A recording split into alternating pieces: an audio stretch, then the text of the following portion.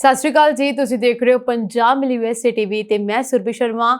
Programme weekly immigration ਲੈ ਕੇ ਹਾਜ਼ਰ ਹੋ ਚੁੱਕੀ ਹਾਂ। ਪੇਸ਼ਾਨ ਵੀਕ ਨਾਲ ਜੁੜੀਆਂ ਹੋਈਆਂ ਇਮੀਗ੍ਰੇਸ਼ਨ ਦੀਆਂ ਕੁਝ ਖਾਸ ਅਪਡੇਟਸ। ਅਮਰੀਕਾ ਦੇ ਵੀਜ਼ਾ ਬੁਲੇਟਿਨ 'ਚ ਹੋਈ ਹਿਲਜੁਲ। ਟਰੰਪ ਦੇ ਬਿਗ ਬੌਸ ਜ਼ਰੀਏ ਮਿਲੇਗੀ ਅਮਰੀਕੀ ਨਾਗਰਿਕਤਾ। ਐਨਆਰਆਈਜ਼ ਨੂੰ ਵੱਡਾ ਝਟਕਾ, ਹੁਣ ਘਰ ਪੈਸੇ ਭੇਜਣਾ ਪਏਗਾ ਮਹਿੰਗਾ। ਅਮਰੀਕਾ ਵਿੱਚ ਗੈਰ ਕਾਨੂੰਨੀ ਪ੍ਰਵਾਸੀਆਂ ਨੂੰ ਜੁਰਮਾਨੇ ਹੋਏ ਸ਼ੁਰੂ। ਕੈਨੇਡਾ 'ਚ 3,54,000 ਪ੍ਰਵਾਸੀਆਂ ਨੂੰ ਮਿਲੀ ਸਿਟੀਜ਼ਨਸ਼ਿਪ। ਹੁਣ ਇਸ ਚੀਜ਼ ਤੋਂ ਬਿਨਾਂ ਤੁਸੀਂ ਨਹੀਂ ਜਾ ਸਕਦੇ। ਥਾਈਲੈਂਡ 에ਅਰਪੋਰਟ ਤੇ ਹੀ ਹੋ ਜਾਵੇਗੀ ਚੈਕਿੰਗ। ਕੈਨੇਡਾ ਦੇ ਵਿੱਚ 20,245 ਵਿਦਿਆਰਥੀਆਂ ਨੇ ਮੰਗੀ ਪਨਾਹ। ਭਾਰਤ ਨੇ ਲਾਂਚ ਕੀਤੀ ਪਾਸਪੋਰਟ ਸਰਵਿਸ, ਹੁਣ ਨਹੀਂ ਹੋਵੇਗੀ ਕੋਈ ਗੜਬੜੀ। 2 ਸਾਲ ਦਾ ਵਰਕ ਵੀਜ਼ਾ ਦੇਣ ਵਾਲਾ ਦੇਸ਼ ਬਣਿਆ ਭਾਰਤੀ ਵਿਦਿਆਰਥੀਆਂ ਦੀ ਪਹਿਲੀ ਪਸੰਦ। ਹੁਣ ਆਸਾਨੀ ਦੇ ਨਾਲ ਨਹੀਂ ਮਿਲੇਗੀ ਬ੍ਰਿਟਿਸ਼ ਨਾਗਰਿਕਤਾ। PM ਸਟਾਰਮਰ ਨੇ ਕੀਤਾ ਨਵੀਂ ਨੀਤੀ ਦਾ ਐਲਾਨ। UK ਜਾਣ ਦੇ ਚਾਹਵਾਨਾਂ ਨੂੰ ਵੱਡਾ ਝਟਕਾ, ਇਮੀਗ੍ਰੇਸ਼ਨ ਨਿਯਮ ਹੋਣਗੇ ਸਖਤ। ਹੁਣ ਇਹਨਾਂ ਅਪਡੇਟਸ ਦਾ ਵਿਸਥਾਰ। US ਡਿਪਾਰਟਮੈਂਟ ਆਫ ਸਟੇਟ ਵੱਲੋਂ ਜੂਨ 2025 ਦਾ ਵੀਜ਼ਾ ਬੁਲੇਟਿਨ ਜਾਰੀ ਕਰ ਦਿੱਤਾ ਗਿਆ ਹੈ। ਇਸ ਮਹੀਨੇ ਮਾਮੂਲੀ ਜਿਹੀ ਹਿਲਜੁਲ ਦੇਖਣ ਨੂੰ ਮਿਲੀ ਹੈ। ਫਾਈਨਲ ਐਕਸ਼ਨ ਡੇਟ ਵਿੱਚ F1 ਕੈਟਾਗਰੀ 'ਚ ਆਉਂਦੇ ਅਮਰੀਕਨ ਸਿਟੀਜ਼ਨ ਦੇ 21 ਸਾਲ ਤੋਂ ਘੱਟ ਉਮਰ ਦੇ ਅਣਵਿਆਹੇ ਬੱਚੇ, ਉਹਨਾਂ ਦੀ ਸਮਾਂ ਸੂਚੀ 8 ਜੂਨ 2016 ਦਰਸਾ ਰਹੀ ਹੈ। ਗ੍ਰੀਨ ਕਾਰਡ ਹੋਲਡਰ ਪਤੀ ਪਤਨੀ ਦੇ 21 ਸਾਲ ਤੋਂ ਘੱਟ ਬੱਚੇ ਜਿਹੜੇ ਕਿ F2A ਕੈਟਾਗਰੀ 'ਚ ਆਉਂਦੇ ਹਨ, ਉਹਨਾਂ ਦੀ ਤਰੀਕ 1 ਜਨਵਰੀ 2022 ਚੱਲ ਰਹੀ ਹੈ। ਗ੍ਰੀਨ ਕਾਰਡ ਹੋਲਡਰ ਵੱਲੋਂ ਅਪਲਾਈ ਕੀਤੇ 21 ਸਾਲ ਤੋਂ ਵੱਧ ਉਮਰ ਦੇ ਬੱਚੇ ਜੋ ਕਿ F2B ਕੈਟਾਗਰੀ ਨਾਲ ਸੰਬੰਧਿਤ ਹਨ, ਅਰਜ਼ੀਕਾਰਾਂ ਦੀ ਉਡੀਕ ਮਿਤੀ ਇਸ ਵੇਲੇ 22 ਸਤੰਬਰ ਹੈ। 22 ਸਤੰਬਰ 2016 ਚੱਲ ਰਹੀ ਹੈ। US ਸਿਟੀਜ਼ਨ ਦੇ ਵਿਆਹੇ ਹੋਏ ਬੱਚੇ ਤੇ ਉਹਨਾਂ ਦੇ ਅੱਗਿਓਂ ਛੋਟੇ ਬੱਚੇ ਯਾਨੀ ਕਿ F3 ਕੈਟਾਗਰੀ ਲਈ ਜਿਨ੍ਹਾਂ ਨੇ ਅਪਲਾਈ ਕੀਤਾ ਹੈ, ਉਹਨਾਂ ਦੀ ਤਰੀਕ 22 ਜੂਨ 2011 ਦਰਸਾ ਰਹੀ ਹੈ। ਅਮਰੀਕਾ ਦੇ ਜਿਹੜੇ ਸਿਟੀਜ਼ਨ ਨਾਗਰਿਕਾਂ ਵੱਲੋਂ ਭਾਰਤ 'ਚ ਰਹਿ ਰਹੇ ਆਪਣੇ ਭੈਣਾਂ ਭਰਾਵਾਂ ਨੂੰ F4 ਕੈਟਾਗਰੀ ਲਈ ਅਪਲਾਈ ਕੀਤਾ ਹੈ ਅਤੇ ਭੈਣ ਭਰਾਵਾਂ ਅਤੇ ਉਹਨਾਂ ਦੇ ਬੱਚੇ ਜਿਹੜੇ ਕਿ 21 ਸਾਲ ਤੋਂ ਘੱਟ ਹਨ, ਉਹਨਾਂ ਦੇ ਲਈ ਤਰੀਕ 15 ਜੂਨ 2006 ਚੱਲ ਰਹੀ ਹੈ। ਪਰਿਵਾਰਕ ਸਪਾਂਸਰਡ ਵੀਜ਼ਾ ਅਰਜ਼ੀਆਂ ਭਰਨ ਦੀਆਂ ਤਾਰੀਖਾਂ ਲਈ ਜੂਨ ਵੀਜ਼ਾ ਬੁਲੇਟਿਨ ਦੀਆਂ ਤਰੀਕਾਂ ਕੁਝ ਇਸ ਤਰੀਕੇ ਨਾਲ ਹਨ, ਜਿਵੇਂ ਕਿ F4 ਕੈਟਾਗਰੀ ਦੇ ਲਈ 1 ਦਸੰਬਰ 2006, F3 ਕੈਟਾਗਰੀ ਲਈ 22 ਜੁਲਾਈ 2012, F2B ਕੈਟਾਗਰੀ ਲਈ 1 ਜਨਵਰੀ 2017, F2A ਕੈਟਾਗਰੀ ਲਈ 1 ਫਰਵਰੀ 2025 ਅਤੇ F1 ਕੈਟਾਗਰੀ ਲਈ 1 ਸਤੰਬਰ 2017 ਵਾਲਿਆਂ ਕੋਲੋਂ ਸਪੋਰਟਿੰਗ ਪੇਪਰ ਮੰਗਵਾਏ ਜਾ ਰਹੇ ਹਨ। ਅਮਰੀਕਾ ਦੇ ਰਾਸ਼ਟਰਪਤੀ ਡੋਨਾਲਡ ਟਰੰਪ ਉਂਝ ਗੈਰ ਕਾਨੂੰਨੀ ਪ੍ਰਵਾਸੀਆਂ ਨੂੰ ਡਿਪੋਰਟ ਕਰਨ ਤੇ ਜ਼ੋਰ ਦੇ ਰਹੇ ਹਨ, ਪਰ ਹੁਣ ਟਰੰਪ ਸਰਕਾਰ ਇੱਕ ਰਿਐਲਿਟੀ ਸ਼ੋਅ ਰਾਹੀਂ ਪ੍ਰਵਾਸੀਆਂ ਨੂੰ ਅਮਰੀਕੀ ਨਾਗਰਿਕਤਾ ਦੇਣ ਦੀ ਯੋਜਨਾ ਬਣਾ ਰਹੀ ਹੈ। US department of homeland security ਦੀ ਇੱਕ TV ਸ਼ੋਅ ਸ਼ੁਰੂ ਕਰਨ ਤੇ ਵਿਚਾਰ ਕਰ ਰਿਹਾ ਹੈ, ਜਿਸ ਵਿੱਚ ਪ੍ਰਵਾਸੀਆਂ ਨੂੰ ਅਮਰੀਕੀ ਨਾਗਰਿਕਤਾ ਲਈ ਮੁਕਾਬਲਾ ਕਰਨ ਲਈ ਕਈ ਚੁਣੌਤੀਆਂ ਵਿੱਚੋਂ ਲੰਘਣਾ ਪਏਗਾ। ਇੱਕ ਅਜਿਹਾ ਰਿਐਲਿਟੀ ਸ਼ੋਅ ਜਿਸ ਵਿੱਚ ਵੱਖ-ਵੱਖ ਦੇਸ਼ਾਂ ਦੇ ਪ੍ਰਵਾਸੀ ਇੱਕ ਘਰ ਸਾਂਝਾ ਕਰਨਗੇ। ਇੱਥੇ ਮੁਕਾਬਲੇ ਲਈ ਵੱਖ-ਵੱਖ ਚੁਣੌਤੀਆਂ ਦਿੱਤੀਆਂ ਜਾਣਗੀਆਂ ਜੋ ਦੇਸ਼ ਭਗਤੀ ਅਤੇ ਵੱਖ-ਵੱਖ ਅਮਰੀਕੀ ਪਰੰਪਰਾਵਾਂ ਅਤੇ ਰੀਤੀ ਰਿਵਾਜਾਂ ਤੇ ਆਧਾਰਿਤ ਹੋਣਗੀਆਂ। ਜਿਹੜਾ ਆਦਮੀ ਜਾਂ ਔਰਤ ਅਖੀਰ ਤੱਕ ਟਿਕਿਆ ਰਹੇਗਾ, ਉਸ ਨੂੰ ਅਮਰੀਕੀ ਨਾਗਰਿਕਤਾ ਮਿਲੇਗੀ। ਅਜਿਹਾ ਸੰਭਵ ਹੋ ਸਕਦਾ ਹੈ ਡੋਨਾਲਡ ਟਰੰਪ ਦੇ ਬਿਗ ਬੌਸ ਸੰਸਕਰਣ ਵਿੱਚ। ਹਾਲਾਂਕਿ ਇਹ ਯੋਜਨਾ ਹਾਲੇ ਸ਼ੁਰੂਆਤੀ ਪੜਾਅ ਵਿੱਚ ਹੈ, ਪਰ ਹੋਮਲੈਂਡ ਸਿਕਿਉਰਿਟੀ ਦੇ ਬੁਲਾਰੇ ਨੇ ਕਿਹਾ ਹੈ ਕਿ ਇਸ ਤਰ੍ਹਾਂ ਦੇ ਅਨੋਖੇ ਪ੍ਰਸਤਾਵ, ਖਾਸ ਕਰਕੇ ਜੋ ਅਮਰੀਕੀ ਹੋਣ ਦਾ ਅਰਥ ਦੱਸਦੇ ਹਨ, ਹਮੇਸ਼ਾ ਤਰਜੀਹੀ ਸੂਚੀ ਵਿੱਚ ਰਹੇ ਹਨ। ਅਜਿਹੀ ਪ੍ਰਕਿਰਿਆ ਛੇਤੀ ਹੀ ਇੱਕ ਹਕੀਕਤ ਬਣ ਸਕਦੀ ਹੈ।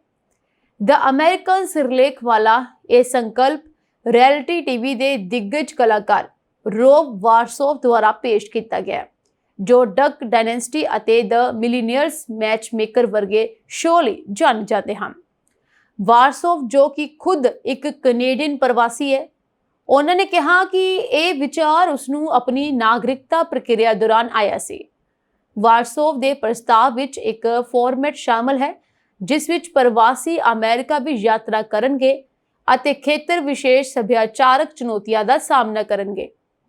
ਹੋਰ ਟਾਸਕ ਵਿੱਚ ਡੈਟਰੋਇਟ ਵਿੱਚ ਮਾਡਲ TS ਨੂੰ ਇਕੱਠਾ ਕਰਨਾ ਅਤੇ ਕਲਸਾਂਸ ਵਿੱਚ ਘੋੜੇ ਤੇ ਡਾਕ ਪਹੁੰਚਾਉਣਾ ਸ਼ਾਮਲ ਹੋ ਸਕਦਾ ਹੈ। ਇਸ ਤੋਂ ਇਲਾਵਾ ਆਮ ਗਿਆਨ, ਅਤੇ ਨਾਗਰਿਕ ਸ਼ਾਸਤਰ ਦੀਆਂ ਚੁਣੌਤੀਆਂ ਵੀ ਹੋਣਗੀਆਂ। ਹਾਲਾਂਕਿ ਉਸਨੇ ਜ਼ੋਰ ਦੇ ਕੇ ਕਿਹਾ ਕਿ ਸ਼ੋਅ ਵਿੱਚ ਹਾਰਨ ਵਾਲਿਆਂ ਨੂੰ ਸਜ਼ਾ ਨਹੀਂ ਮਿਲਣੀ ਚਾਹੀਦੀ। ਜੇਕਰ ਤੁਸੀਂ ਅਮਰੀਕਾ 'ਚ ਰਹਿ ਕੇ ਭਾਰਤ 'ਚ ਆਪਣੇ ਪਰਿਵਾਰ ਨੂੰ ਪੈਸੇ ਭੇਜਦੇ ਹੋ ਤਾਂ ਇਹ ਖਬਰ ਤੁਹਾਡੇ ਲਈ ਬਹੁਤ ਇੰਪੋਰਟੈਂਟ ਹੈ। ਅਮਰੀਕੀ ਸੰਸਦ 'ਚ ਇੱਕ ਨਵਾਂ ਪ੍ਰਸਤਾਵਿਤ ਬਿੱਲ ਪੇਸ਼ ਕੀਤਾ ਗਿਆ ਹੈ, ਜਿਸ 'ਚ ਪ੍ਰਵਾਸੀ ਭਾਰਤੀਆਂ ਸਮੇਤ ਸਾਰੇ ਵਿਦੇਸ਼ੀ ਨਾਗਰਿਕਾਂ ਲਈ ਪੈਸੇ ਦੇ ਟ੍ਰਾਂਸਫਰ ਤੇ 5% ਵਾਧੂ ਟੈਕਸ ਲਗਾਉਣ ਦੀ ਵਿਵਸਥਾ ਹੈ। ਇਸ ਪ੍ਰਸਤਾਵ ਦੇ ਲਾਗੂ ਹੋਣ ਨਾਲ H1B ਵੀਜ਼ਾ ਧਾਰਕ, ਗ੍ਰੀਨ ਕਾਰਡ ਧਾਰਕਾਂ ਤੇ ਹੋਰ ਗੈਰ ਨਿਵਾਸੀ ਭਾਰਤੀਆਂ ਦੀਆਂ ਜੇਬਾਂ ਤੇ ਸਿੱਧਾ ਅਸਰ ਪੈ ਸਕਦਾ ਹੈ। ਆਖਿਰ ਇਹ ਨਵਾਂ ਬਿੱਲ ਹੈ ਕੀ ਹੈ? ਇਸ ਬਿੱਲ ਦਾ ਨਾਮ the one big beautiful bill ਹੈ, ਜਿਸ ਨੂੰ ਹਾਲ ਹੀ ਦੇ ਵਿੱਚ ਅਮਰੀਕੀ ਸੰਸਦ ਦੀ house ways and means committee ਦੁਆਰਾ ਜਾਰੀ ਕੀਤਾ ਗਿਆ। ਇਸ 399 ਪੰਨਿਆਂ ਦੇ ਦਸਤਾਵੇਜ਼ ਦੇ ਪੰਨਾ 327 ਤੇ ਦੱਸਿਆ ਗਿਆ ਹੈ ਕਿ ਅਮਰੀਕਾ ਤੋਂ ਦੂਜੇ ਦੇਸ਼ਾਂ 'ਚ ਪੈਸੇ ਭੇਜਣ ਤੇ 5% ਟ੍ਰਾਂਸਫਰ ਟੈਕਸ ਲਗਾਇਆ ਜਾਵੇਗਾ। ਸੋ ਹੁਣ ਮੇਨ ਗੱਲ ਇੱਥੇ ਇਹ ਆਉਂਦੀ ਹੈ ਕਿ ਇਸ ਨਾਲ ਕਿੰਨੇ ਲੋਕ ਪ੍ਰਭਾਵਿਤ ਹੋਣਗੇ, ਜਿਸ ਦਾ ਅੰਦਾਜ਼ਾ ਤੁਸੀਂ ਲਗਾ ਸਕਦੇ ਹੋ ਕਿ ਕਿੰਨੇ ਜ਼ਿਆਦਾ ਗਿਣਤੀ ਵਿੱਚ ਭਾਰਤੀ ਜਿਹੜੇ ਨੇ ਅਮਰੀਕਾ ਵਿੱਚ ਮੌਜੂਦ ਨੇ, ਜੋ ਕਿ ਆਪਣੇ ਜੱਦੀ ਪਿੰਡ, ਮੁਲਕ ਜਾਂ ਦੇਸ਼ ਵਿੱਚ ਪੈਸੇ ਭੇਜਦੇ ਰਹਿੰਦੇ ਨੇ। ਭਾਰਤ ਤੋਂ ਪ੍ਰਾਪਤ ਆંકੜੇ ਇਹ ਦਰਸਾਉਂਦੇ ਹਨ ਕਿ ਇਹ ਫੈਸਲਾ ਲੱਖਾਂ ਲੋਕਾਂ ਨੂੰ ਪ੍ਰਭਾਵਿਤ ਕਰ ਸਕਦਾ ਹੈ। ਇਸ ਸਮੇਂ ਅਮਰੀਕਾ 'ਚ ਲਗਭਗ 45 ਲੱਖ ਭਾਰਤੀ ਰਹਿੰਦੇ ਨੇ। ਸੋ ਇਨ੍ਹਾਂ ਵਿੱਚੋਂ ਲਗਭਗ 32 ਲੱਖ ਭਾਰਤੀ ਮੂਲ ਦੇ ਹਨ, ਜਿਨ੍ਹਾਂ ਵਿੱਚੋਂ ਵੱਡੀ ਗਿਣਤੀ ਨਿਯਮਿਤ ਤੌਰ ਤੇ ਭਾਰਤ ਪੈਸੇ ਭੇਜਦੇ ਹਨ, ਯਾਨੀ ਕਿ 32 ਲੱਖ ਤਾਂ ਪਰਮਾਨੈਂਟ ਨੇ ਜੋ ਕਿ ਭਾਰਤ ਪੈਸੇ ਭੇਜਦੇ ਹੀ ਹਨ। RBI ਦੀ ਇੱਕ ਰਿਪੋਰਟ ਦੇ ਅਨੁਸਾਰ ਸਾਲ 2023 ਤੇ 2024 ਦੇ ਵਿੱਚ ਅਮਰੀਕਾ ਤੋਂ ਭਾਰਤ ਨੂੰ $32 ਬਿਲੀਅਨ ਦੀ ਰਕਮ ਭੇਜੀ ਗਈ ਹੈ। ਸੋ ਇਸ ਤੋਂ ਇਲਾਵਾ ਹੁਣ ਇਹ ਗੱਲ ਵੀ ਸਾਹਮਣੇ ਆ ਰਹੀ ਹੈ ਕਿ ਇਹ ਟੈਕਸ ਜੋ ਹੈ ਕਿੱਥੇ ਤੇ ਕਿਵੇਂ ਕੱਟਿਆ ਜਾਵੇਗਾ। ਤੁਹਾਨੂੰ ਮੈਂ ਦੱਸ ਦਵਾਂ ਕਿ ਇਹ ਟੈਕਸ ਉਸ ਜਗ੍ਹਾ ਤੇ ਲਗਾਇਆ ਜਾਵੇਗਾ ਜਿੱਥੋਂ ਪੈਸਾ ਭੇਜਿਆ ਜਾ ਰਿਹਾ ਹੈ, ਯਾਨੀ ਕਿ ਟੈਕਸ ਅਮਰੀਕਾ 'ਚ ਹੀ ਕੱਟਿਆ ਜਾਵੇਗਾ। ਬਿੱਲ ਵਿੱਚ ਕੋਈ ਘੱਟੋ ਘੱਟ ਸੀਮਾ ਨਿਰਧਾਰਤ ਨਹੀਂ ਹੈ, ਜਿਸ ਦਾ ਮਤਲਬ ਹੈ ਕਿ ਇਹ ਟੈਕਸ ਥੋੜੀ ਜਿਹੀ ਰਕਮ ਭੇਜੇ ਜਾਣ ਤੇ ਵੀ ਲਾਗੂ ਹੋਵੇਗਾ। ਸੋ ਹੁਣ ਇਹ ਚਿੰਤਾ ਦਾ ਵਿਸ਼ਾ ਕਿਉਂ ਬਣਦੀ ਜਾ ਰਹੀ ਹੈ? ਇਹ ਵੀ ਇੱਕ ਬਹੁਤ ਵੱਡਾ ਸਵਾਲ ਹੈ। ਇਹ ਚਿੰਤਾ ਦਾ ਵਿਸ਼ਾ ਇਸ ਕਰਕੇ ਵੀ ਹੈ ਕਿਉਂਕਿ ਬਹੁਤ ਸਾਰੇ ਲੋਕ ਆਪਣੀ ਆਮਦਨ ਤੋਂ ਬਹੁਤ ਸਾਰਾ ਪੈਸਾ ਆਪਣੇ ਘਰਾਂ ਨੂੰ ਭੇਜਦੇ ਨੇ, ਜਾਂ ਫਿਰ ਜਿਵੇਂ ਮੈਂ ਪਹਿਲਾਂ ਕਿਹਾ ਆਪਣੇ ਦੇਸ਼ ਨੂੰ ਭੇਜਦੇ ਨੇ। ਪਰ ਜੇ ਹੁਣ ਉਸ ਉੱਪਰ ਟੈਕਸ ਲੱਗ ਜਾਏਗਾ ਤੇ ਇਸ ਦਾ ਅਸਰ ਜੇਬਾਂ ਤੇ ਬਹੁਤ ਵੱਡਾ ਪੈਣ ਵਾਲਾ ਹੈ। ਜਿਹੜੇ ਭਾਰਤੀ ਅਮਰੀਕਾ ਵਿੱਚ ਕੰਮ ਕਰਦੇ ਹਨ ਅਤੇ ਆਪਣੇ ਪਰਿਵਾਰਾਂ ਦੀ ਮਦਦ ਕਰਦੇ ਹਨ, ਉਹਨਾਂ ਦੀ ਆਮਦਨ ਸਿੱਧੇ ਤੌਰ ਤੇ ਪ੍ਰਭਾਵਿਤ ਹੋਵੇਗੀ। ਛੋਟੇ ਪੈਸੇ ਟ੍ਰਾਂਸਫਰ ਕਰਨ ਵਾਲਿਆਂ ਤੇ ਵੀ ਵਾਧੂ ਬੋਝ ਵਧੇਗਾ। ਇੱਕ ਵਾਰ ਬਿੱਲ ਪਾਸ ਹੋ ਜਾਣ ਤੋਂ ਬਾਅਦ ਭਾਰਤ ਵਰਗੇ ਦੇਸ਼ਾਂ ਨੂੰ ਭੇਜੇ ਜਾਣ ਵਾਲੇ ਪੈਸੇ ਵਿੱਚ ਗਿਰਾਵਟ ਦਾ ਖਤਰਾ ਵੱਧ ਸਕਦਾ ਹੈ। ਡੈਪੂਟੇਸ਼ਨ ਹੁਕਮਾਂ ਦੇ ਬਾਵਜੂਦ ਅਮਰੀਕਾ ਛੱਡ ਕੇ ਜਾਣ ਤੋਂ ਨਾ ਕਰਨ ਵਾਲੇ ਗੈਰ ਕਾਨੂੰਨੀ ਪ੍ਰਵਾਸੀਆਂ ਨੂੰ ਰੋਜ਼ਾਨਾ $1000 ਜੁਰਮਾਨਾ ਲਾਉਣ ਦਾ ਸਿਲਸਿਲਾ ਆਰੰਭ ਹੋ ਚੁੱਕਿਆ ਹੈ ਅਤੇ ਵੱਖ-ਵੱਖ ਪ੍ਰਵਾਸੀਆਂ ਨੂੰ ਵੱਖੋ ਵੱਖਰਾ ਜੁਰਮਾਨਾ ਲਾਇਆ ਜਾ ਰਿਹਾ ਹੈ। ਮਿਸਾਲ ਦੇ ਵਜੋਂ ਫਲੋਰੀਡਾ ਦੀ ਇੱਕ ਔਰਤ ਨੂੰ ਰੋਜ਼ਾਨਾ $500 ਦੇ ਹਿਸਾਬ ਨਾਲ ਜੁਰਮਾਨਾ ਲਾਉਂਦਿਆਂ $18,21,000 ਭਰਨ ਦੇ ਹੁਕਮ ਦਿੱਤੇ ਗਏ ਹਨ। ਇਸ ਔਰਤ ਨੂੰ ਅਪ੍ਰੈਲ 2005 ਵਿੱਚ ਡਿਪੋਰਟ ਕਰਨ ਦੇ ਹੁਕਮ ਜਾਰੀ ਹੋਏ ਸਨ, ਜੋ 3 ਬੱਚਿਆਂ ਦੀ ਮਾਂ ਬਣ ਚੁੱਕੀ ਹੈ। ਟਰੰਪ ਸਰਕਾਰ ਦੇ ਵੱਲੋਂ ਭੇਜੇ ਨੋਟਿਸ ਵਿੱਚ ਇਹ ਵੀ ਕਿਹਾ ਗਿਆ ਹੈ ਕਿ ਜੁਰਮਾਨੇ ਨੂੰ ਚੁਣੌਤੀ ਦਿੱਤੀ ਜਾ ਸਕਦੀ ਹੈ, ਬੇਸ਼ਰਤੇ ਸੰਬੰਧਿਤ ਔਰਤ ਇਮੀਗ੍ਰੇਸ਼ਨ ਅਧਿਕਾਰੀਆਂ ਅੱਗੇ ਪੇਸ਼ ਹੋਵੇ। ਸੋ ਇੱਥੇ ਦੱਸਣਾ ਬਣਦਾ ਹੈ ਕਿ ਟਰੰਪ ਦੇ ਸੱਤਾ ਵਿੱਚ ਆਉਣ ਤੋਂ ਕੁਝ ਮਹੀਨੇ ਪਹਿਲਾਂ 2024 ਦੇ ਵਿੱਚ ਔਰਤ ਦੀ ਇਮੀਗ੍ਰੇਸ਼ਨ ਵਕੀਲ ਮਿਸ਼ੇਲ ਵੱਲੋਂ ਆਪਣੇ ਮੁਵੱਕਲ ਦੀ ਫਾਈਲ ਮੁੜ ਖੋਲ੍ਹਣ ਅਤੇ ਡਿਪੋਰਟ ਕਰਨ ਦੇ ਹੁਕਮ ਵਾਪਸ ਲੈਣ ਦੀ ਗੁਜ਼ਾਰਿਸ਼ ਕੀਤੀ ਗਈ। ਇਮੀਗ੍ਰੇਸ਼ਨ ਵਕੀਲ ਨੇ 3 ਬੱਚਿਆਂ ਦੀ ਦੁਹਾਈ ਦਿੱਤੀ, ਜਿਨ੍ਹਾਂ ਦਾ ਇਸ ਦੁਨੀਆ ਵਿੱਚ ਕੋਈ ਹੋਰ ਨਹੀਂ ਹੈ। ਦੂਜੇ ਪਾਸੇ ਕਸਟਮ ਅਤੇ ਬਾਰਡਰ ਪ੍ਰੋਟੈਕਸ਼ਨ ਵਿਭਾਗ ਨੂੰ ਪ੍ਰਵਾਸੀਆਂ ਤੋਂ ਜੁਰਮਾਨੇ ਵਸੂਲ ਕਰਨ ਜਾਂ ਜਾਇਦਾਦਾਂ ਜ਼ਬਤ ਕਰਨ ਦੀ ਜ਼ਿੰਮੇਵਾਰੀ ਸੌਂਪੀ ਜਾ ਰਹੀ ਹੈ। ਇਮੀਗ੍ਰੇਸ਼ਨ ਅਤੇ ਕਸਟਮ ਇਨਫੋਰਸਮੈਂਟ ਵਿਭਾਗ ਦੇ ਆંકੜਿਆਂ ਦੇ ਮੁਤਾਬਕ ਇਮੀਗ੍ਰੇਸ਼ਨ ਅਦਾਲਤਾਂ ਦੇ ਵੱਲੋਂ ਤਕਰੀਬਨ 14 ਲੱਖ ਪ੍ਰਵਾਸੀਆਂ ਨੂੰ ਡਿਪੋਰਟ ਕਰਨ ਦੇ ਹੁਕਮ ਜਾਰੀ ਕੀਤੇ ਜਾ ਚੁੱਕੇ ਹਨ, ਪਰ ਉਹ ਮੁਲਕ ਛੱਡ ਕੇ ਨਹੀਂ ਜਾ ਰਹੇ ਅਤੇ ਛਾਪਿਆਂ ਦੌਰਾਨ ਵੀ ਇਮੀਗ੍ਰੇਸ਼ਨ ਵਾਲਿਆਂ ਦੀਆਂ ਅੱਖਾਂ ਵਿੱਚ ਘੱਟਾ ਪਾਉਣ ਵਿੱਚ ਕਾਮਯਾਬ ਹੋ ਜਾਂਦੇ ਹਨ। 2018 ਵਿੱਚ ਟਰੰਪ ਦੇ ਪਹਿਲੇ ਕਾਰਜਕਾਲ ਵੇਲੇ ਚਰਚ ਵਿੱਚ ਪਨਾਹ ਲੈਣ ਵਾਲੇ 9 ਪ੍ਰਵਾਸੀਆਂ ਨੂੰ $1 ਲੱਖ ਦੇ ਜੁਰਮਾਨੇ ਕੀਤੇ ਗਏ, ਪਰ ਬਾਅਦ ਵਿੱਚ ਜੁਰਮਾਨੇ ਦੀ ਰਕਮ ਘਟਾ ਕੇ $60,000 ਪ੍ਰਤੀ ਪ੍ਰਵਾਸੀ ਕਰ ਦਿੱਤੀ ਗਈ। ਅਮਰੀਕਾ ਵਿੱਚ ਸੱਤਾ ਬਦਲੀ ਤਾਂ ਰਾਸ਼ਟਰਪਤੀ ਜੋ ਬਾਈਡਨ ਨੇ ਗੈਰ ਕਾਨੂੰਨੀ ਪ੍ਰਵਾਸੀਆਂ ਨੂੰ ਜੁਰਮਾਨੇ ਲਾਉਣ ਦਾ ਸਿਲਸਿਲਾ ਬੰਦ ਕਰ ਦਿੱਤਾ, ਜੋ ਹੁਣ ਦੁਬਾਰਾ ਲਾਗੂ ਕਰ ਦਿੱਤਾ ਗਿਆ। ਉਧਰ ਇਮੀਗ੍ਰੇਸ਼ਨ ਹਮਾਇਤੀ ਜਥੇਬੰਦੀਆਂ ਦਾ ਕਹਿਣਾ ਹੈ ਕਿ ਅਮਰੀਕਾ ਵਿੱਚ 1 ਕਰੋੜ ਪ੍ਰਵਾਸੀ ਬਗੈਰ ਦਸਤਾਵੇਜ਼ਾਂ ਜਾਂ ਆਰਜ਼ੀ ਪਰਮਿਟ ਦੇ ਰਹਿ ਰਹੇ ਹਨ ਅਤੇ ਇੰਨੇ ਮੋਟੇ ਜੁਰਮਾਨੇ ਅਦਾ ਕਰਨਾ ਉਹਨਾਂ ਦੇ ਵੱਸ ਤੋਂ ਬਾਹਰ ਹੈ। ਮਾਈਗ੍ਰੇਸ਼ਨ ਪਾਲਿਸੀ ਇੰਸਟੀਚਿਊਟ ਦੀ ਰਿਪੋਰਟ ਦੇ ਮੁਤਾਬਕ ਗੈਰ ਕਾਨੂੰਨੀ ਪ੍ਰਵਾਸੀਆਂ ਵਿੱਚੋਂ 26% ਦੀ ਆਮਦਨ ਅਮਰੀਕਾ ਦੀ ਗਰੀਬੀ ਰੇਖਾ ਤੋਂ ਹੇਠਾਂ ਚੱਲ ਰਹੀ ਹੈ।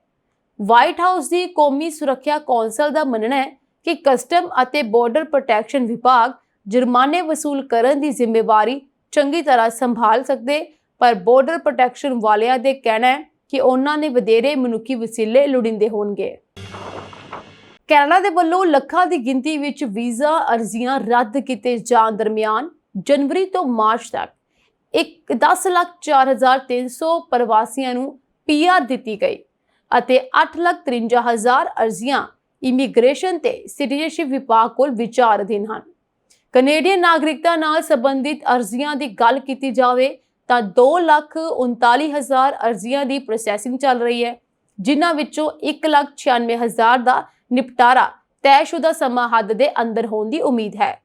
ਇਮੀਗ੍ਰੇਸ਼ਨ ਵਿਭਾਗ ਨੇ ਦੱਸਿਆ ਹੈ ਕਿ 1 ਅਪ੍ਰੈਲ 2024 ਤੋਂ 31 ਮਾਰਚ 2025 ਤੱਕ 3,54,300 ਪ੍ਰਵਾਸੀਆਂ ਨੂੰ ਕੈਨੇਡੀਅਨ ਸਿਟੀਜ਼ਨਸ਼ਿਪ ਦਿੱਤੀ ਗਈ ਹੈ। ਵਿਜ਼ਟਰ ਵੀਜ਼ਾ, ਸਟੂਡੈਂਟ ਵੀਜ਼ਾ ਅਤੇ ਵਰਕ ਪਰਮਿਟ ਨਾਲ ਸੰਬੰਧਿਤ ਅਰਜ਼ੀਆਂ ਦਾ ਜ਼ਿਕਰ ਕੀਤਾ ਜਾਵੇ ਤਾਂ ਮੌਜੂਦਾ ਵਰ੍ਹੇ ਦੇ ਪਹਿਲੇ 3 ਮਹੀਨੇ ਦੌਰਾਨ 1,59,000 ਸਟੱਡੀ ਵੀਜ਼ਾ ਅਰਜ਼ੀਆਂ ਦਾ ਨਿਪਟਾਰਾ ਕੀਤਾ ਗਿਆ, ਜਦਕਿ ਵਰਕ ਪਰਮਿਟ ਵਿੱਚ ਵਾਧੇ ਅਤੇ ਨਵੇਂ ਵਰਕ ਪਰਮਿਟ ਵਾਲੀਆਂ 3,96,000 ਅਰਜ਼ੀਆਂ ਦੀ ਪ੍ਰੋਸੈਸਿੰਗ ਮੁਕੰਮਲ ਕੀਤੀ ਗਈ। ਦੱਸ ਦਈਏ ਕਿ ਇਮੀਗ੍ਰੇਸ਼ਨ ਵਿਭਾਗ ਕੋਲ 20 ਲੱਖ ਤੋਂ ਵੱਧ ਵੀਜ਼ਾ ਅਰਜ਼ੀਆਂ ਵਿਚਾਰ ਅਧੀਨ ਹਨ, ਜਿਨ੍ਹਾਂ ਵਿੱਚੋਂ 7,80,000 ਬੈਕਲੌਗ ਵਿੱਚ ਮੰਨੀਆਂ ਜਾ ਰਹੀਆਂ ਹਨ। ਵਿਜ਼ਟਰ ਵੀਜ਼ਾ ਤੇ ਕੈਨੇਡਾ ਪੁੱਜੇ ਲੋਕ ਆਪਣੀ ਵੀਜ਼ਾ ਮਿਆਦ ਵਿੱਚ ਵਾਧਾ ਕਰਵਾਉਂਦਿਆਂ ਵੱਧ ਤੋਂ ਵੱਧ ਸਮਾਂ ਮੁਲਕ ਵਿੱਚ ਰਹਿਣ ਨੂੰ ਤਰਜੀਹ ਦੇ ਰਹੇ ਹਨ। 2019 ਵਿੱਚ ਅਜਿਹੇ ਲੋਕਾਂ ਦੀ ਗਿਣਤੀ 1,97,000 ਦਰਜ ਕੀਤੀ ਗਈ, ਜੋ 2024 ਤੱਕ ਵੱਧ ਕੇ 3,90,000 ਦੇ ਨੇੜੇ ਪੁੱਜਦੀ ਨਜ਼ਰ ਆਈ। ਕੈਨੇਡਾ ਦੇ ਵਿੱਚ ਮੌਜੂਦ ਹੁੰਦਿਆਂ ਵਿਜ਼ਟਰ ਵੀਜ਼ਾ ਮਿਆਦ ਵਿੱਚ ਵਾਧੇ ਦੀਆਂ ਸੰਭਾਵਨਾਵਾਂ ਕਾਫੀ ਵੱਧ ਜਾਂਦੀਆਂ ਹਨ ਅਤੇ 95% ਅਰਜ਼ੀਆਂ ਪਰਵਾਰ ਹੋਣ ਦੀ ਰਿਪੋਰਟ ਹੈ। ਉਧਰ ਸਟੱਡੀ ਵੀਜ਼ਾ ਅਰਜ਼ੀਆਂ ਰੱਦ ਹੋਣ ਦੀ ਰਫ਼ਤਾਰ ਬਹੁਤ ਜ਼ਿਆਦਾ ਹੋਣ ਕਾਰਨ ਭਾਰਤੀ ਵਿਦਿਆਰਥੀ ਹੁਣ ਆਇਰਲੈਂਡ ਵਰਗੇ ਮੁਲਕਾਂ ਨੂੰ ਤਰਜੀਹ ਦੇ ਰਹੇ ਹਨ, ਜਿਸ ਦੇ ਮੱਦੇਨਜ਼ਰ ਕੈਨੇਡਾ ਦੇ ਸਟੱਡੀ ਵੀਜ਼ਾ ਲਈ 2024 ਦੌਰਾਨ ਪੁੱਜੀਆਂ ਅਰਜ਼ੀਆਂ ਦੀ ਗਿਣਤੀ 4,69,000 ਰਹਿ ਗਈ, ਜੋ 2023 ਵਿੱਚ 8,68,000 ਦਰਜ ਕੀਤੀ ਗਈ ਸੀ। ਕੈਨੇਡਾ ਤੋਂ ਇਲਾਵਾ ਆਸਟ੍ਰੇਲੀਆ, UK ਅਤੇ ਅਮਰੀਕਾ ਦੇ ਸਟੱਡੀ ਵੀਜ਼ਾ ਲਈ ਵੀ ਕੌਮਾਂਤਰੀ ਵਿਦਿਆਰਥੀਆਂ ਵੱਲੋਂ ਅਰਜ਼ੀਆਂ ਵਿੱਚ ਵੱਡੀ ਕਮੀ ਆਈ ਹੈ। ਚੇਤੇ ਰਹੇ ਕਿ ਕੈਨੇਡੀਅਨ ਇਮੀਗ੍ਰੇਸ਼ਨ ਦੇ ਇਤਿਹਾਸ ਵਿੱਚ ਪਹਿਲੀ ਵਾਰ ਇੱਕ ਕੈਲੰਡਰ ਵਰ੍ਹੇ ਦੌਰਾਨ 23 ਲੱਖ ਤੋਂ ਵੱਧ ਵੀਜ਼ਾ ਅਰਜ਼ੀਆਂ ਰੱਦ ਕੀਤੀਆਂ ਗਈਆਂ। 2024 ਦੇ ਹੈਰਾਨਕੁਨ ਆંકੜੇ ਦਰਸਾਉਂਦੇ ਹਨ ਕਿ ਟੈਂਪਰੇਰੀ ਰੈਜ਼ੀਡੈਂਟ ਦੀਆਂ ਕੁੱਲ ਅਰਜ਼ੀਆਂ ਵਿੱਚੋਂ 50% ਸਿੱਧੇ ਤੌਰ ਤੇ ਰੱਦ ਹੋ ਗਈਆਂ ਅਤੇ ਇਹ ਆંકੜਾ 23,50,000 ਰਿਹਾ। 2023 ਦੇ ਵਿੱਚ 18 ਲੱਖ ਵੀਜ਼ਾ ਅਰਜ਼ੀਆਂ ਰੱਦ ਕੀਤੀਆਂ ਗਈਆਂ ਸਨ। ਸਭ ਤੋਂ ਵੱਧ ਸਖਤੀ ਵਿਜ਼ਟਰ ਵੀਜ਼ਾ ਮੰਗਣ ਵਾਲਿਆਂ ਦੇ ਨਾਲ ਵਰਤੀ ਗਈ ਅਤੇ 54% ਅਰਜ਼ੀਆਂ ਰੱਦ ਹੋਈਆਂ, ਜਦਕਿ 2023 ਵਿੱਚ 40% ਅਰਜ਼ੀਆਂ ਰੱਦ ਹੋਈਆਂ ਸਨ। ਦੂਜੇ ਪਾਸੇ ਇਮੀਗ੍ਰੇਸ਼ਨ ਵਿਭਾਗ ਵੱਲੋਂ 3 ਮਹੀਨੇ ਬਾਅਦ ਕੈਨੇਡੀਅਨ ਤਜਰਬੇ ਵਾਲੀ ਸ਼੍ਰੇਣੀ ਵਿੱਚ ਐਕਸਪ੍ਰੈਸ ਐਂਟਰੀ ਦਾ ਡਰਾਅ ਕੱਢਦਿਆਂ 500 ਉਮੀਦਵਾਰਾਂ ਨੂੰ PR ਲਈ ਅਰਜ਼ੀ ਦਾਖਲ ਕਰਨ ਦਾ ਸੱਦਾ ਦਿੱਤਾ ਗਿਆ। ਘੱਟੋ ਘੱਟ CRS 547 ਰਿਹਾ ਅਤੇ ਯੋਗ ਉਮੀਦਵਾਰਾਂ ਨੂੰ 21 ਮਈ ਤੱਕ ਪ੍ਰੋਫਾਈਲ ਕ੍ਰੀਏਟ ਕਰਨ ਦੀ ਹਦਾਇਤ ਦਿੱਤੀ ਗਈ ਹੈ। ਜੇਕਰ ਤੁਸੀਂ ਵੀ ਇਸ ਸਾਲ ਥਾਈਲੈਂਡ ਵਿੱਚ ਛੁੱਟੀਆਂ ਮਨਾਉਣ ਜਾਣ ਬਾਰੇ ਸੋਚ ਰਹੇ ਹੋ ਤਾਂ ਤੁਹਾਡੇ ਲਈ ਇਹ ਜਾਣਕਾਰੀ ਜਾਣਨਾ ਬਹੁਤ ਜ਼ਰੂਰੀ ਹੈ। ਹੁਣ ਥਾਈਲੈਂਡ ਜਾਣ ਲਈ ਸਿਰਫ ਟਿਕਟ ਅਤੇ ਪਾਸਪੋਰਟ ਹੀ ਕਾਫੀ ਨਹੀਂ ਹਨ। ਮਈ 2025 ਤੋਂ ਥਾਈਲੈਂਡ ਸਰਕਾਰ ਨੇ ਇੱਕ ਨਵਾਂ ਨਿਯਮ ਲਾਗੂ ਕੀਤਾ ਹੈ, ਜਿਸ ਦੇ ਤਹਿਤ ਹੁਣ ਸੈਲਾਨੀ ਵੀਜ਼ਾ ਲਈ ਆਮਦਨ ਸਰਟੀਫਿਕੇਟ ਦਿਖਾਉਣਾ ਵੀ ਲਾਜ਼ਮੀ ਹੋ ਗਿਆ ਹੈ। ਦਰਅਸਲ ਇਸ ਸ਼ਰਤ ਨੂੰ ਨਵੰਬਰ 2023 ਵਿੱਚ ਹਟਾ ਦਿੱਤਾ ਗਿਆ ਸੀ ਤਾਂ ਜੋ ਅੰਤਰਰਾਸ਼ਟਰੀ ਸੈਲਾਨੀਆਂ ਦਾ ਆਉਣਾ ਆਸਾਨ ਹੋ ਸਕੇ, ਪਰ ਹੁਣ ਇਹ ਨਿਯਮ ਦੁਬਾਰਾ ਲਿਆਇਆ ਗਿਆ ਹੈ। ਜੇਕਰ ਤੁਸੀਂ ਈ ਵੀਜ਼ਾ ਲਈ ਅਰਜ਼ੀ ਦੇ ਰਹੇ ਹੋ ਤਾਂ ਤੁਹਾਨੂੰ ਆਪਣੇ ਵਿੱਤੀ ਸਬੂਤ ਦੇਣੇ ਪੈਣਗੇ। ਸੋ ਤੁਹਾਨੂੰ ਦੱਸਵਾਂ ਕਿ ਇੱਕ ਖਾਸ ਦਸਤਾਵੇਜ਼ ਦੇ ਬਿਨਾਂ ਤੁਹਾਡੀ ਥਾਈਲੈਂਡ ਦੇ ਵਿੱਚ ਨੋ ਐਂਟਰੀ ਹੈ। ਥਾਈਲੈਂਡ ਦੀ ਅਧਿਕਾਰਤ ਈ ਵੀਜ਼ਾ ਵੈਬਸਾਈਟ ਦੇ ਅਨੁਸਾਰ ਹੁਣ ਤੁਹਾਨੂੰ ਇਹ ਦਿਖਾਉਣਾ ਹੋਵੇਗਾ ਕਿ ਤੁਹਾਡੇ ਕੋਲ ਵੀਜ਼ਾ ਪ੍ਰਾਪਤ ਕਰਨ ਲਈ ਘੱਟੋ ਘੱਟ 20,000 THB ਯਾਨੀ ਕਿ ਲਗਭਗ 48,000 ਰੁਪਏ ਹਨ। ਇਸ ਨੂੰ ਸਾਬਤ ਕਰਨ ਲਈ ਤੁਸੀਂ ਪਿਛਲੇ 3 ਮਹੀਨਿਆਂ ਦੇ ਬੈਂਕ ਸਟੇਟਮੈਂਟ, ਸਪਾਂਸਰਸ਼ਿਪ ਪੱਤਰ ਜਾਂ ਕਿਸੇ ਹੋਰ ਵਿੱਤੀ ਸਬੂਤ ਦੀ ਵਰਤੋਂ ਕਰ ਸਕਦੇ ਹੋ। ਇਹ ਨਵਾਂ ਨਿਯਮ ਅਮਰੀਕਾ, ਫਰਾਂਸ, ਨਾਰਵੇ ਵਰਗੇ ਕਈ ਦੇਸ਼ਾਂ ਵਿੱਚ ਸਥਿਤ ਥਾਈ ਦੂਤਘਰ ਦੁਆਰਾ ਵੀ ਲਾਗੂ ਕੀਤਾ ਗਿਆ। ਇਸ ਵਿੱਤੀ ਸਬੂਤ ਤੋਂ ਇਲਾਵਾ ਇਹ ਦਸਤਾਵੇਜ਼ ਵੀ ਪਹਿਲਾਂ ਵਾਂਗ ਵੀਜ਼ਾ ਲਈ ਲੋੜੀਂਦੇ ਹੋਣਗੇ, ਜਿਸ ਵਿੱਚ ਪਾਸਪੋਰਟ ਦੀ ਕਾਪੀ, ਪਾਸਪੋਰਟ ਸਾਈਜ਼ ਫੋਟੋ, ਪਤੇ ਦਾ ਸਬੂਤ, ਰਾਉਂਡ ਟ੍ਰਿਪ ਫਲਾਈਟ ਟਿਕਟ ਅਤੇ ਥਾਈਲੈਂਡ ਵਿੱਚ ਰਿਹਾਇਸ਼ ਦਾ ਸਬੂਤ ਸ਼ਾਮਲ ਹੈ। ਇਸ ਲਈ ਜੇਕਰ ਤੁਸੀਂ ਥਾਈਲੈਂਡ ਦੀ ਯਾਤਰਾ ਦੀ ਯੋਜਨਾ ਬਣਾ ਰਹੇ ਹੋ ਤਾਂ ਆਪਣੇ ਮਹੱਤਵਪੂਰਨ ਦਸਤਾਵੇਜ਼ ਅਤੇ ਬੈਂਕ ਸਟੇਟਮੈਂਟਾਂ ਸਮੇਂ ਸਿਰ ਤਿਆਰ ਕਰੋ, ਨਹੀਂ ਤਾਂ ਤੁਹਾਨੂੰ ਹਵਾਈ ਅੱਡੇ ਤੇ ਮੁਸ਼ਕਲ ਦਾ ਸਾਹਮਣਾ ਕਰਨਾ ਪੈ ਸਕਦਾ ਹੈ ਅਤੇ ਤੁਹਾਡੀਆਂ ਛੁੱਟੀਆਂ ਖਰਾਬ ਹੋ ਸਕਦੀਆਂ ਹਨ। ਸੋ ਵੱਡਾ ਸਵਾਲ ਇੱਥੇ ਇਹ ਪੈਦਾ ਹੁੰਦਾ ਹੈ ਕਿ ਆਖਿਰ ਇਹ ਫੈਸਲਾ ਕਿਉਂ ਲਿਆ ਗਿਆ।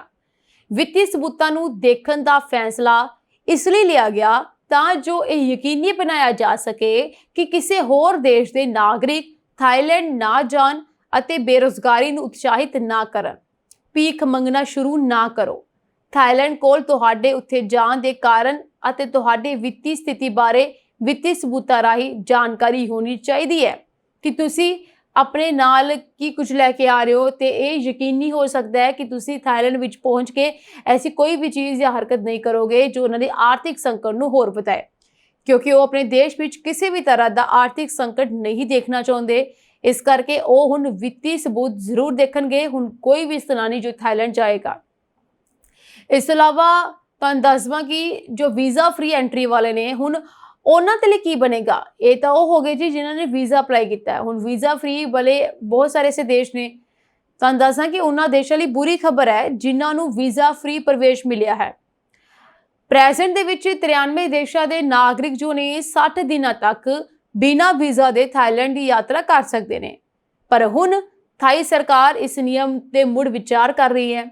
ਮੀਡੀਆ ਰਿਪੋਰਟਾਂ ਦੇ ਅਨੁਸਾਰ ਥਾਈਲੈਂਡ ਦੇ ਅਧਿਕਾਰੀ ਵੀਜ਼ਾ ਮੁਕਤ ਠਹਿਰਨ ਦੀ ਵੈਧਤਾ ਨੂੰ 60 ਦਿਨਾਂ ਤੋਂ ਘਟਾ ਕੇ 30 ਦਿਨ ਕਰਨ ਤੇ ਵਿਚਾਰ ਕਰ ਰਹੇ ਹਨ। ਹਾਲਾਂਕਿ ਇਸ ਸਬੰਧ ਵਿੱਚ ਅਜੇ ਤੱਕ ਕੋਈ ਠੋਸ ਫੈਸਲਾ ਨਹੀਂ ਲਿਆ ਗਿਆ ਹੈ।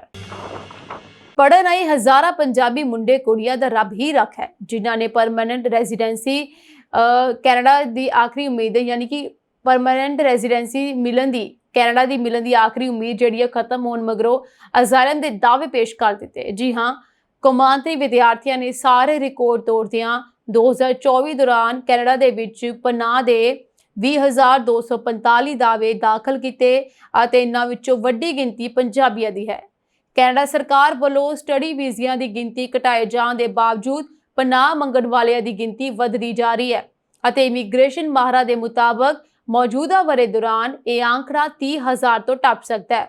2025 ਦੇ ਪਹਿਲੇ 3 ਮਹੀਨੇ ਦੌਰਾਨ 5,500 ਤੋਂ ਵੱਧ ਕੌਮਾਂਤਰੀ ਵਿਦਿਆਰਥੀ ਅਜ਼ਾਇਲਮ ਦਾ ਦਾਅਵਾ ਦਾਖਲ ਕਰ ਚੁੱਕੇ ਹਨ ਅਤੇ 2024 ਦੇ ਪਹਿਲੇ 3 ਮਹੀਨਿਆਂ ਦੇ ਮੁਕਾਬਲੇ ਇਹ ਗਿਣਤੀ 22% ਵੱਧ ਬਣਦੀ ਹੈ।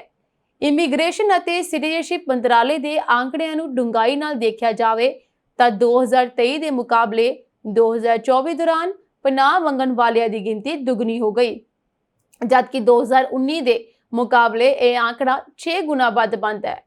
ਇਮੀਗ੍ਰੇਸ਼ਨ ਵਕੀਲਾਂ ਦਾ ਕਹਿਣਾ ਹੈ ਕਿ PR ਮਿਲਣ ਦਾ ਰਾਹ ਬੇहद ਔਖਾ ਹੋ ਚੁੱਕਿਆ ਹੈ, ਜਿਸ ਦੇ ਮੱਦੇਨਜ਼ਰ ਕੌਮਾਂਤਰੀ ਵਿਦਿਆਰਥੀ ਬਦਲਵੇਂ ਤਰੀਕਿਆਂ ਵੱਲ ਦੌੜ ਰਹੇ ਹਨ।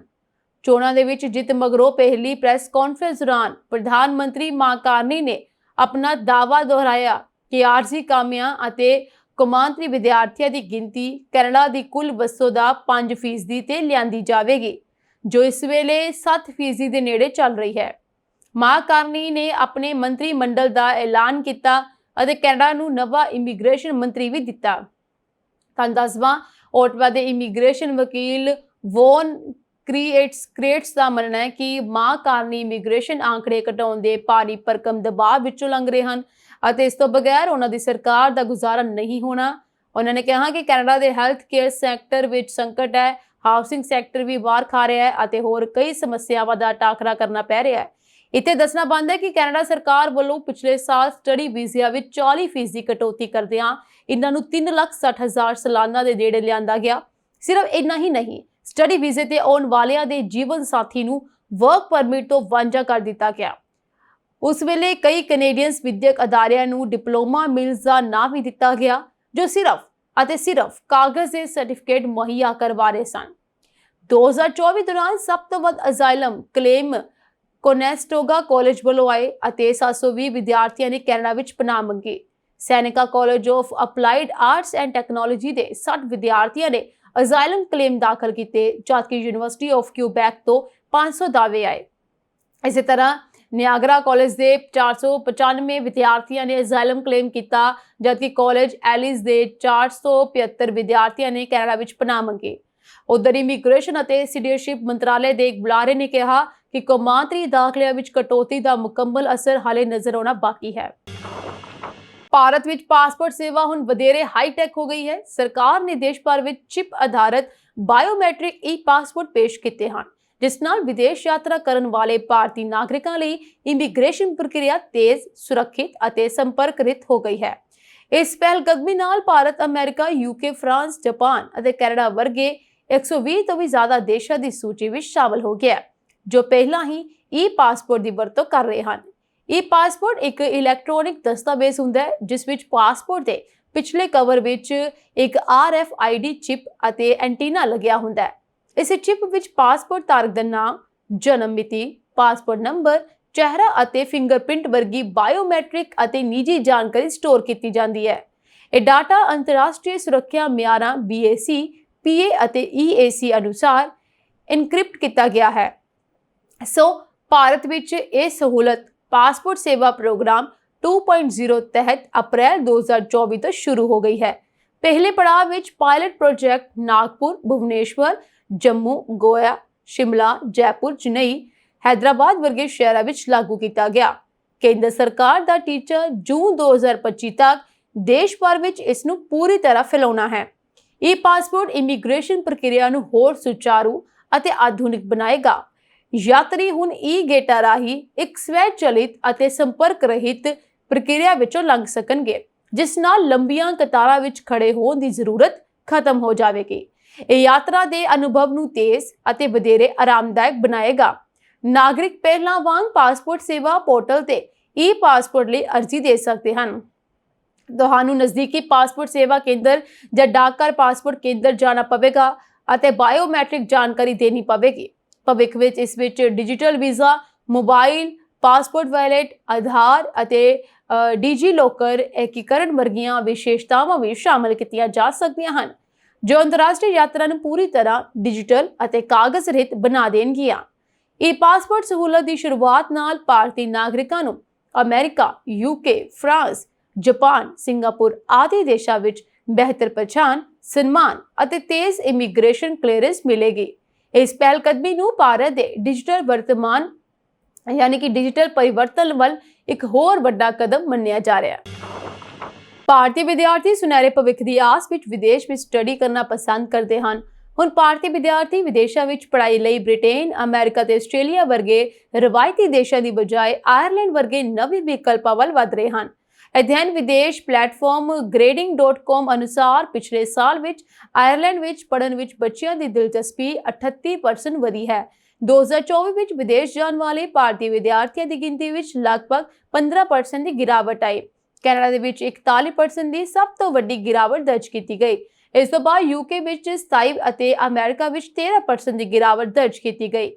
ਇਸ ਦੇ ਨਾਲ ਹੀ ਸਿੰਗਾਪੁਰ, ਆਇਰਲੈਂਡ ਅਤੇ ਦੁਬਈ ਵਰਗੇ ਦੇਸ਼ਾਂ 'ਚ ਵੀ ਦਿਲਚਸਪੀ ਵਧੀ ਹੈ। ਨਾਲ ਹੀ ਜੇਕਰ ਅਸੀਂ ਆਇਰਲੈਂਡ ਵਿੱਚ ਟਿਊਸ਼ਨ ਅਤੇ ਰਹਿਣ-ਸਹਿਣ ਦੇ ਖਰਚਿਆਂ ਬਾਰੇ ਗੱਲ ਕਰੀਏ ਤਾਂ ਇਹ ਯੂਐਸ ਅਤੇ ਯੂਕੇ ਨਾਲੋਂ ਵੀ 30 ਤੋਂ 40% ਘੱਟ ਹੈ। ਇਸ ਤੋਂ ਇਲਾਵਾ ਬੱਚਿਆਂ ਨੂੰ 3rd ਲੈਵਲ ਗ੍ਰੈਜੂਏਟ ਸਕੀਮ ਤਹਿਤ 1-2 ਸਾਲ ਦਾ ਪੋਸਟ ਸਟੱਡੀ ਵਰਕ ਵੀਜ਼ਾ ਵੀ ਮਿਲਦਾ ਹੈ। ETS ਇੰਡੀਆ ਅਤੇ ਦੱਖਣੀ ਏਸ਼ੀਆ ਦੇ ਕੰਟਰੀ ਮੈਨੇਜਰ ਅਨੁਸਾਰ ਜਦੋਂ ਕਿ 2022-23 ਵਿੱਚ ਲਗਭਗ 4745 ਭਾਰਤੀ ਵਿਦਿਆਰਥੀਆਂ ਨੇ ਆਇਰਲੈਂਡ ਵਿੱਚ ਦਾਖਲਾ ਲਿਆ ਸੀ। ਇਹ ਸੰਖਿਆ 2023-24 ਵਿੱਚ 7070 ਤੋਂ ਵੱਧ ਹੋ ਗਈ। ਜੈਨ ਨੇ ਕਿਹਾ ਕਿ ਆਇਰਲੈਂਡ ਦੀ ਅੰਤਰਰਾਸ਼ਟਰੀ ਵਿਦਿਆਰਥੀ ਨੀਤੀ ਕਾਫੀ ਸਥਿਰ ਅਤੇ ਸਪਸ਼ਟ ਹੈ। ਇਹ ਸਾਂਝੀ ਇਮੀਗ੍ਰੇਸ਼ਨ ਨਾਲ ਜੁੜੀਆਂ ਹੋਈਆਂ ਕੁਝ ਖਾਸ ਅਪਡੇਟਸ। ਹੋਰ ਅਪਡੇਟਸ ਲੈ ਕੇ ਮੈਂ ਸੁਰਭੀ ਫਿਰ ਤੋਂ ਹਾਜ਼ਰ ਹੋਵਾਂਗੀ। ਤੁਸੀਂ ਬਨੇ ਰਹੋ ਜੀ ਸਾਡੇ ਚੈਨਲ ਪੰਜਾਬ ਮਿਲੀ ਯੂਐਸਏ ਟੀਵੀ ਦੇ ਨਾਲ। ਤੁਹਾਡੇ ਸਭ ਦਾ ਬਹੁਤ ਬਹੁਤ ਧੰਨਵਾਦ।